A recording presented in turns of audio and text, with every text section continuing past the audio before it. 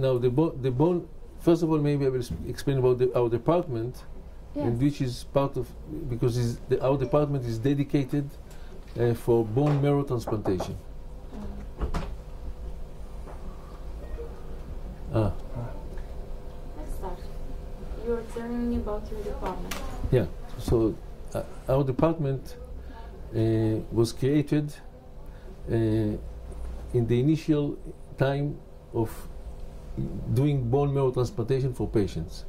We were one of the first centers in the world, the first in Europe, after the center established in the United States.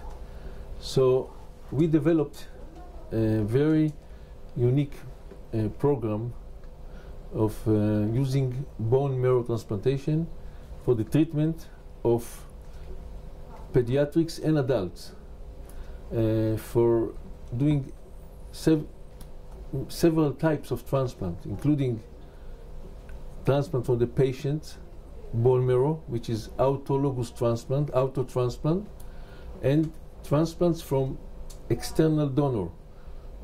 We call it allogenic transplantation, from a donor outside of the body, not from the patient himself. And during the years, we have options of using external donors, variety, including family members, unrelated donors, volunteers, unrelated, and also umbilical cord blood as a source of stem cells, because the umbilical cord blood is like bone marrow. And we have available banks of cord blood which are preserved, and we can use them if it's partially matched to patients. So we have a very unique department, because it's a combined program for pediatrics and adults. So we treat patients from age 1 month and then unlimited age, because we accumulated also a very unique experience with transplants in the elderly. 20 years ago, the age limit of transplant was 50 years, and today we can treat patients also with above 70, because we developed methods how to do the transplant easier and more tolerable for the body. Can you please explain me how is this transplant made? Let's start with the bone marrow transplant, and then we'll talk about the placental blood. Yes. So what's the procedure exactly? So the first of all, patients who need transplants, they suffer from variety of diseases. It's a long list of diseases, so we don't. I will not go over all but just mention the groups of diseases. The first group is patients who suffers from genetic diseases. If you there is a disease like thalassemia major.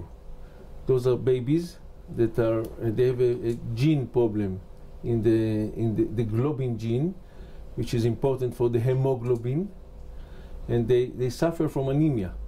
They can grow. These children can grow with regular transfusion of blood every 2 weeks. Otherwise, they cannot survive without blood transfusion. But this is not a correction of the disease. They suffer from side effects, and the life expectancy is limited. We can cure these patients with thalassemia, which is a genetic disease, by doing bone marrow transplant and provide them with a new bone marrow that will produce the red cells, normal red cells, without the genetic problem. But how do you extract the bone marrow? How do you put it back in the patient? I will go over the transplant procedure immediately, but just I want to mention diseases, category of diseases. So genetic diseases, bone marrow deficiency diseases, In many patients, the bone marrow is not functioning normally. The bone marrow is in charge of producing red cells, white cells, platelets, immune system, and some patients they have problems with lack of production. Bubble babies, there are babies that are they suffer from deficiency of the immune system. They have the red cells but not the immune system. They can survive in a sterile environment, but for a limited time. Bone marrow transplant can correct the problem. The third category is not deficiency, is autoimmune diseases. Our body sometimes go wrong, and the immune system of our body can attack ourselves. Lupus it's an example of an autoimmune disease. Multiple sclerosis is autoimmune disease, and we can in refractory diseases where the standard therapy is not effective, we can treat patients with severe autoimmune diseases with transplant to provide them with a new immune system. And this is the third category. The fourth is malignant diseases, hematological malignant diseases like leukemia, lymphoma, multiple myeloma, neuroblastoma in pediatrics. Many malignant cancer diseases can be treated effectively with bone marrow transplantation. And the fifth category is solid tumors.